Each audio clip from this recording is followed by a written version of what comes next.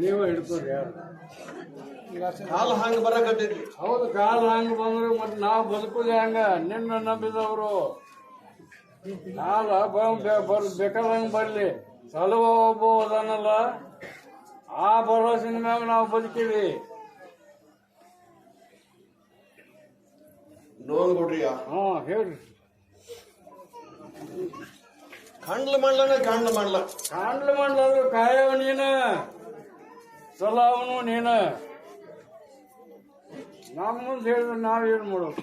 ಇವ ಇಲ್ದಾಗ ಆದ ಕೂಡಲೇ ಹ್ಯಾಂಗ್ ಮಾಡಬೇಕಪ್ಪ? ಇದೀಗ ಅದನ್ನ ತರ್ಬೇಕಂತ ಬೇಡ್ಕೊಂತೀವಪ್ಪ. ಈಗ ಅವ ಇದ್ದ ಕೆಲಸನೇ ಇಲ್ಲ, ಅವಶ್ಯ ಅವ ಇದ್ದಾಗನ ಎಲ್ಲ ಅವನಿಂದ ಆಟ ಎಲ್ಲ. ನೋಡ್ಬಿಡ್ರಿಯ, ಮೂಡಲ ದೇಶಕ್ಕೆ ಕೊಡವಲ ದೇಶಕ್ಕೆ ಬರ ಮಾತ್ರ ಬೇಳೆ ತತ್ತಿ ಬರ್ಕೊಂಡ್ ಬಿಡ್ರಿ. ಈಗ ಹೌದು, ಬರ ಬೀಳುತ್ತ ಬರ್ಕೊಂಡು ಏನ್ ಮಾಡೋನು? ಬದುಕುದು ಹೆಂಗ?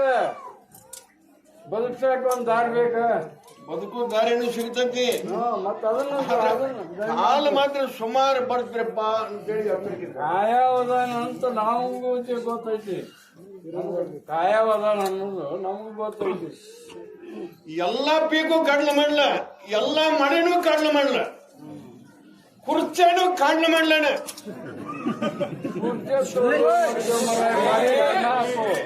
ಅದನ್ನ ಕೇಳಕ್ ಬಹಳ ಮಂದಿ ಬಂದಾರ.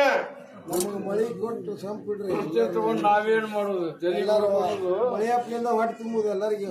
ಆ ಮಳೆಯಪ್ಪ ಬೇಕು ಮೊದಲು ಅದನ್ನ ಬದುಕಿಸ್ರಿ.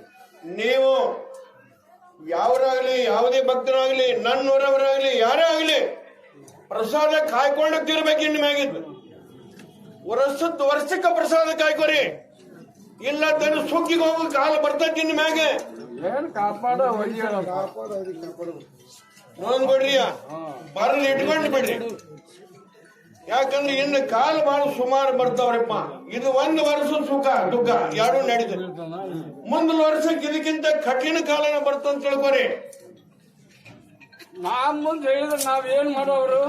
ಕಠಿಣನು ಹೊಟ್ಟ, ನಮ್ಗ ಸರಳನು ಹೊಟ್ಟ, ಯಾಕಿದ್ರು ಬದುಕಬೇಕ. ನಮ್ಮ ಮುಂದೆ ಹೇಳಿದ್ರೆ ನಾವೇನ್ ಮಾಡೋರು? ಅದಕ್ಕೆಲ್ಲ ಹೊಣೆಗಾರ ನೀನು. ಪ್ರಾಣಿಗಳು ಬಹಳ ಸಾಯ್ತವ್ರಪ್ಪ,